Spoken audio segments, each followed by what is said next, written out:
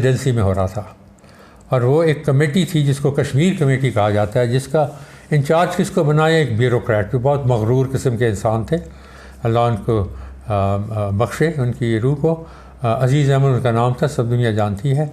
उनको कश्मीर कमेटी का war planning का हेड बना दिया और कहा उसको कमेटी को जो उसका जो मौजू था डी फ्रीज कश्मीर, और उसमें कौन आते थे, उसमें आर्मी चीफ़ को बुलाया जाता था, ये जनरल मूसा साहब को, और एयरफोर्स का मेरे ख्याल में कोई खास नहीं जाता था। तो बाद में जनरल मूसा ने अपनी किताब में लिखा है, और अल्ताफ़ गौहर का नाम याद रखिएगा।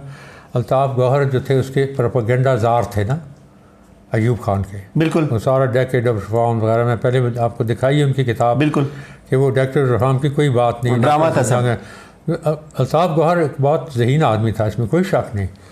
तो ज़हीन होते हैं, लेकिन अब वो जब बॉस को सर्व करना होता तो फिर उसकी मर्ज़ी के मुताबिक करना चाहिए। बदकिस्मती है ना, जैसे कुदरतुल्लाह शाह वो भी थे। तो इस तरह के बहुत लोग थे। तो उन्होंने लिखा कि वहाँ पे कश्मीर कमेटी में मुझे, यानी अल्ताफ़ गौहर को कहा कि मुझे इंक्लूड नहीं किया। हालांकि ये प्रोपेगेंडा जो था, जो इंफॉर्मेशन मिनिस्ट्री होती है, इनका काम होता है रेडियो स्टेशन कायम करना, और वादी के अंदर होना चाहिए था कि ये ब्लेयर आउट करते प्रोपेगेंडा, उन लोगों को उठाते, कश्मीरियों को, जैसे आज कश्मीरी है उस वक्त कश्मीरियों को उठाना चाहिए था। वो तो कोई ट्रेनिंग कोई नहीं, वो तो सोचा ही नहीं था कि कश्मीरियों को भी कोई बात माननी है, वो तैयार है या नहीं। फिर वही हुआ ना, कश्मीरियों ने तो जाके बताया डोगरा बटालियन को और सिख बटालियन को कि पाकिस्तानी कमांडो आ गए। 2 मुसलमान थे, करीम एक का नाम था और एक का नाम कुछ और था। तो उस वक्त इन्होंने जो प्लानिंग शुरू की, तो जनरल मूसा ने अपनी किताब में लिखा कि मैंने जब कहा अजीज़ अहमद को कि इसके हम 8 मेमोइर्स बनाते हैं, यानी हर मीटिंग में जो हम डिस्कस कर रहे हैं उनको बनाया जाए, तो उसने कहा कोई ज़रूरत नहीं इसकी, ये this all has to be by word of mouth, ये ज़ुबानी कर लेंगे हम, इसको रिकॉर्ड नहीं करेंगे। यानी उनका मतलब था सिक्योरिटी का। सिक्योरिटी तुम आर्मी से अगर सिक्योरिटी तुम ट्रस्ट नहीं करते तो तुम कौन हो अपने आप को ट्रस्ट करने वाले। वो आर्मी ने तो जंग आर्मी ने लड़नी है। तो उसने बल्कि अयूब खान ने जो है उसके जो अयूब खान के सेक्रेटरी थे उस ज़माने में, फ़ारूकी साहब, मिस्टर फ़ारूकी नाम याद आ रहे हैं मुझे, तो ये अल्लाह की कुदरत है, अल्लाह सुभान ताला की क्या शान है। उनको इसने शिकायत की, general Musa commander in chief army शिकायत किसको करता है, प्रेसिडेंट के अपना जो प्राइवेट सेक्रेटरी होता है फ़ारूकी, कि आप उनको बताएं सुप्रीम कमांडर को कि जो है ये अपना अजीज़ अहमद वो बात नहीं मान रहा मेरी। तो इसमें आप समझ लें कि क्या बात है, यानी एक कमांडर इन चीफ जो खुद बात नहीं करता, सेक्रेटरी के थ्रू जा रहा है। तो एक रिलेशनशिप की बात होती है ना, कि वर्किंग रिलेशनशिप नहीं था, बड़ी कवीट है उसमें, बहुत सारा एक वो वॉइड है। बहरहाल ये सिचुएशन है। उसके बाद उसने जाना बंद कर दिया।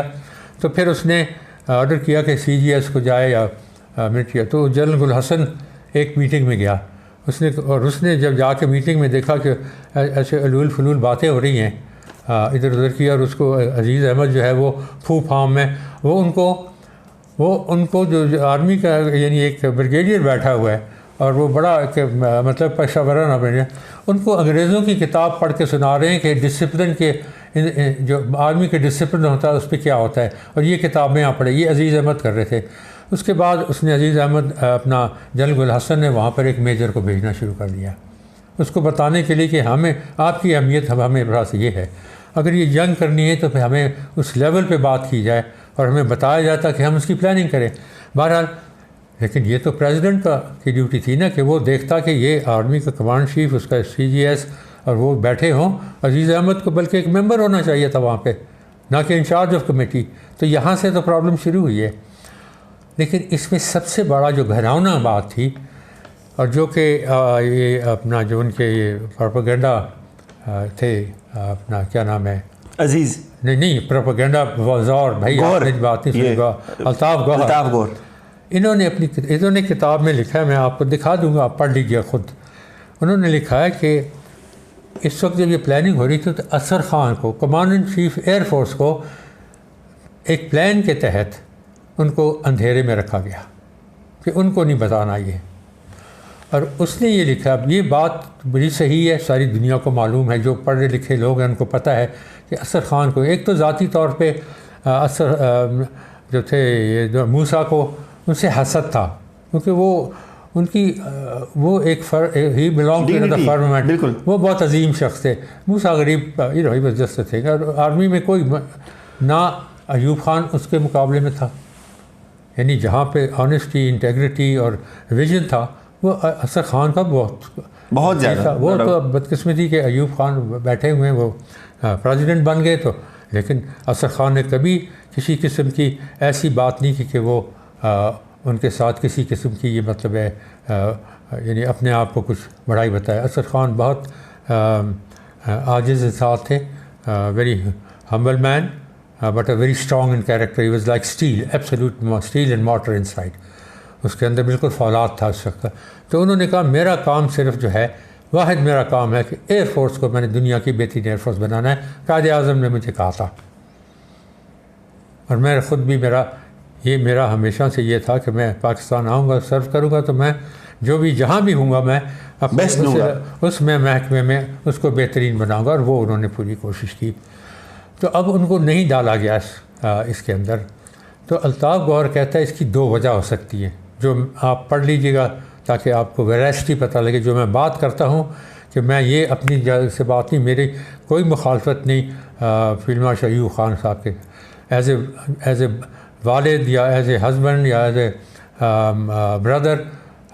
वो ज़रूर है बड़े अच्छे बंदे और बड़े अच्छे इंसान थे, बड़े हैंडसम बंदे थे, लेकिन मैं बात कर रहा हूँ एक शख्स की जो कि पाकिस्तान की सारी कौम की जो उसकी किस्मत, उसकी डेस्टिनी जिसके हाथ में हो, तो उसके मतलब याद करूँगा तो वो मेरा जो है हक बनता है कि मैं सच्चाई बोलूँ, समाजी हक है। चाहे मेरे वालिद भी होते तो मैं अल्लाह की कसम खा कहता हूँ कि मैं कभी एक लफ्ज़ भी कम ना करता उसमें, क्योंकि ये जो है हमारा फ़र्ज़ अवलीन। इसी वजह से ये कौम तबाह हुई है कि हम सच बोलने से, हक़ से हम हट गए और अल्लाह सिर्फ हक़ की बात करता है।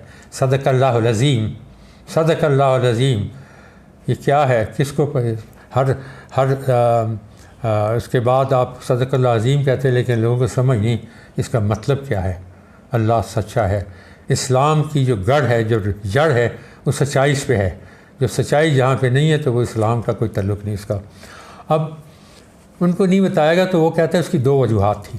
एक वजह ये थी कि एक हमाकत थी कि उनको ये बताया गया फ़ॉरेन ऑफिस ने, अजीज़ अहमद इनको एंड भुट्टो इनको, कि हमने बात की है चेन यी के साथ, चाइनीज़ मिनिस्टर के साथ, भुट्टो ने बताया, लेकिन बाद में चेन यी ने ये बात मानी नहीं थी।